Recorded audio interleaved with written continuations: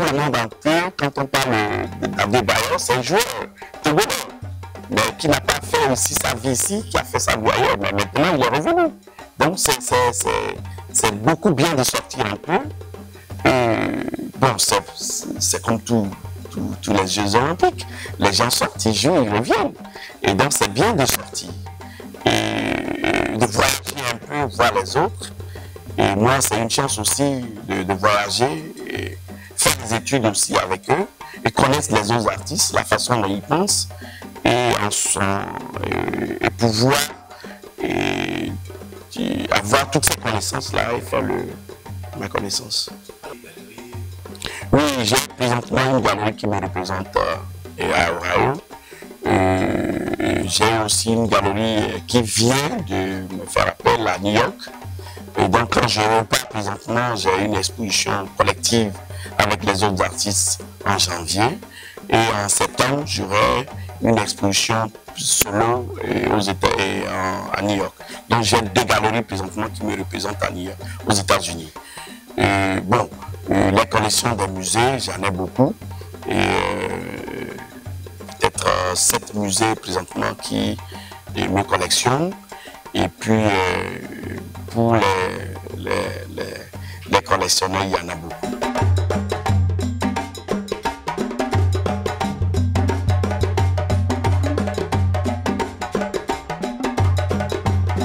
C'est sûr que j'aurai cette chance cette année d'être parmi les hymnes. Bon, d'abord aussi, j'étais un peu sélectionné aussi pour le musée des arts nègres du Sénégal. Et je suis en train de travailler aussi sur ça. Il y a aussi l'Inde. Et je viens d'être aussi appelé. Et donc, je suis en train de travailler. C'est pour ça que je travaille beaucoup. Et généralement aussi, ce qui se passe au niveau des autres artistes, c'est qu'ils attendent les opportunités. C'est le contraire. Vous allez chercher. Non, les artistes togolais veulent que les opportunités les attendent. Non, moi j'attends les opportunités, c'est-à-dire que je suis prêt. C'est-à-dire que je m'apprête déjà à attendre les opportunités. Les opportunités, c'est comme l'air. Et quand l'air passe et tu ne respires pas, elle passe et puis tu meurs. Donc, moi, tu dois être prêt. Tu dois travailler constamment. Et c'est vrai que les gens vont dire eh bon, je n'ai pas de. Les gens, on n'achète pas, oui. Et souvent, les gens ont la chance d'être achetés. Quand on achète une œuvre, les 75% de l'argent vont déjà directement dans le matériel. Et le confort, ce n'est pas maintenant. Moi, je ne suis pas dans le confort. Le confort, je mange bien, je bois bien, je fais tout bien. Mais le confort lui-même, je le mets directement dans mes... Quand je vends une œuvre, les 75% des revenus vont dans le matériel en même temps. Et donc, je travaille constamment. Et donc, je n'attends pas pour dire que je n'ai pas de matériel pour travailler. Non, quand je vends une œuvre, bon, je fais le stockage de mon matériel et je travaille constamment. Je réinvestis.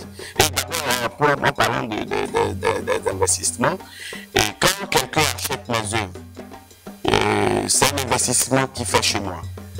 Et on n'achète pas mes œuvres juste pour les acheter, non. Quand vous achetez mes œuvres, c'est que 1 ou 2 ans, bon, ou même après 6 mois, vous pouvez le revendre. Hein. Et donc, on est en train de parler de la bourse. Donc, bientôt, dès que je rentre là, je pense que tout serait déjà fait.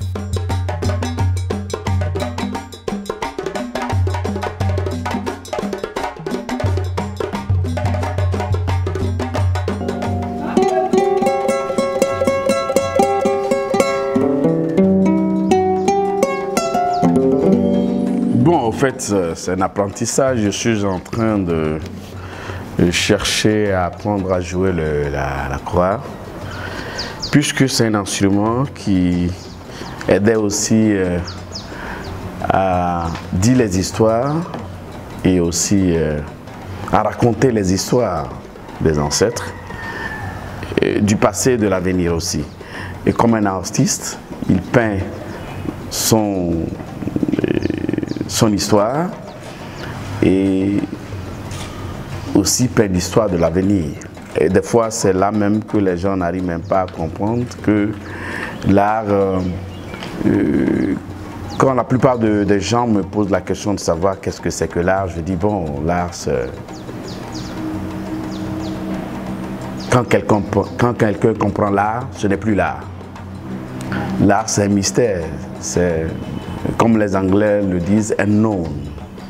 Quelque chose qu'on ne connaît pas, qu'on ne peut pas comprendre. À partir du moment où vous allez comprendre l'art, ce n'est plus l'art.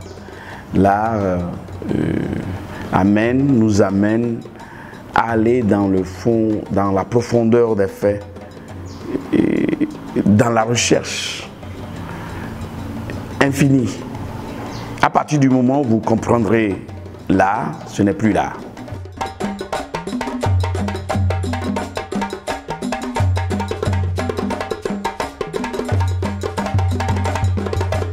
D'abord, je me connaissais. J'ai cherché toujours à me connaître. C'est vrai que je n'ai pas fini de me connaître, c'est vrai, mais j'étais aussi atteint à un niveau de compréhension de la colonie, et du colonisateur, le blanc, et la façon dont il est venu nous manipuler, et d'abord en voyant les églises, et en voyant comment nous avons laissé nos traditions, nos propres, pour embrasser le propre de l'autre. Et comme je l'avais déjà dit, nous sommes la seule race qui a abandonné sa culture, sa personne, et embrassé la culture des autres. Je ne dis pas que de toutes les manières on a commencé, mais la manipulation des faits dans ces églises n'est plus quelque chose de catholique de chez nous. Parce que chez nous, c'est nos ancêtres qui ont commencé, bien sûr. Et c'est à partir de nos sagesses que tout ce que vous voyez dans les églises sont faits. Mais pourquoi nous allons laisser nos traditions? Donc déjà, au départ, moi, j'avais déjà compris et l'intuition m'est déjà venue. Et moi, je me dis toujours que, vous voyez, nous, en tant qu'humains, on a été toujours premiers dans toutes les choses. Mais si on a laissé l'occasion à quelqu'un de venir nous dicter, et même nos dirigeants, et là je dis non. Et en tant qu'artiste, moi je savais qu'un jour, la conscience africaine serait élevée et qu'un jour, l'Afrique piétinera la dignité française. Parce qu'elle nous a trop piétinés, elle nous a trop marginalisés. Et je ne parle pas de la population française, je parle bien sûr de la politique française. Et comme je l'ai souvent dit, ce tableau était dédié, était fait, il y a plusieurs tableaux. C'est le seul tableau que vous avez vu, mais les 3 tableaux que j'avais dit, il y avait le franc français, le franc CFA, que j'ai peint aussi. Il y avait aussi les 15 premiers présidents qui ont eu les indépendances qu'on a assassinés, y compris mon premier président, Sylvanus Olympio.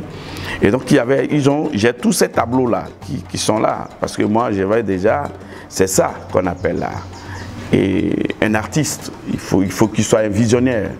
Et moi, ça veut dire que chez nous, nous avons déjà les patrimoines qui montrent qu'aujourd'hui on crie un peu partout. Et que, bon, il y a des panafricanistes, et puis il n'y avait pas, en 2010, un audacieux qui pouvait peindre une œuvre, un homme piétinant le drapeau français. Il n'y avait pas. Et tout le monde avait peur. Mais moi, j'avais en moi ce courage de le faire parce que j'étais qu'un artiste. Alors, donc, si je comprends bien, au départ, j'étais resté dans la dynamique de... J'ai été toujours un panafricain.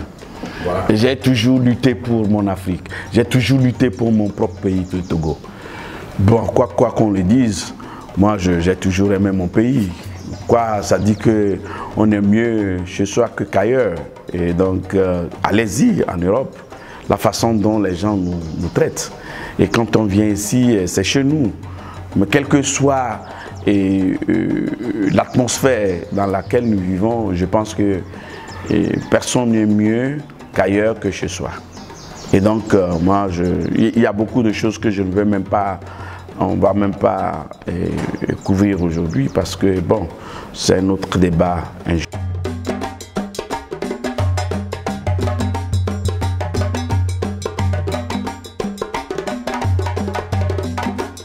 Bon, c'est comme me demandant, est-ce que je vais devenir un jour blanc? Donc voilà, je suis noir, j'étais né noir, je vais mourir noir, je vis noir, je vais mourir noir.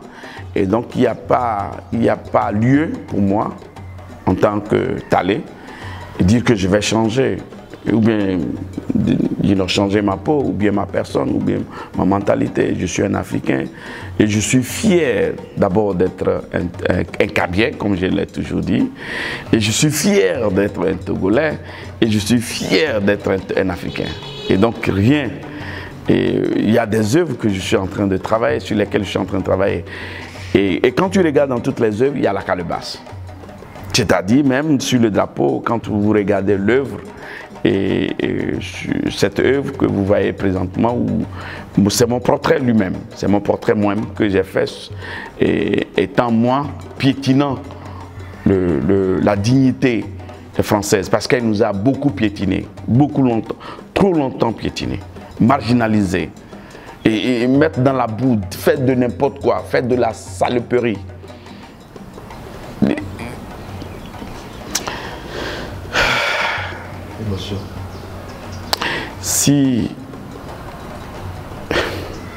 Si les gens, si l'Africain pouvait comprendre, ou si le Togolais pouvait comprendre,